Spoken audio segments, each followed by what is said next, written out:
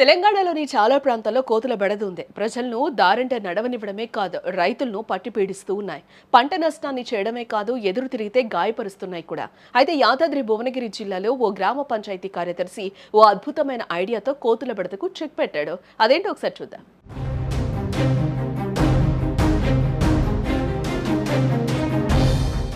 రాజాపేట మండలం మల్లగూడెం గ్రామ పంచాయతీలో కొన్ని రోజులుగా గ్రామస్తులను, రైతులను కోతుల గుంపు ఇబ్బంది పెడుతోంది.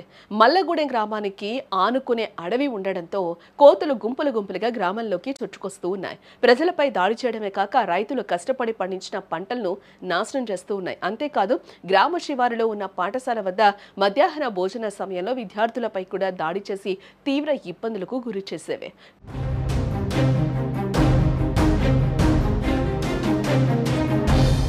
కోతుల బెడదకు శాశ్వత పరిష్కారం దొరక్క ఇబ్బంది పడుతున్న సమయంలో గ్రామ పంచాయతీ కార్యదర్శి చక్రీధర్ ఒక వినూత్న ఆలోచన చేశారు.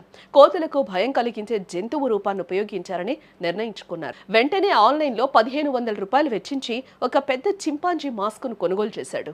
దానిని ధరించి కోతుల వద్దకు వెళ్లాడు. అలా కొన్ని రోజుల పాటు వాటిని బెదిరించాడు.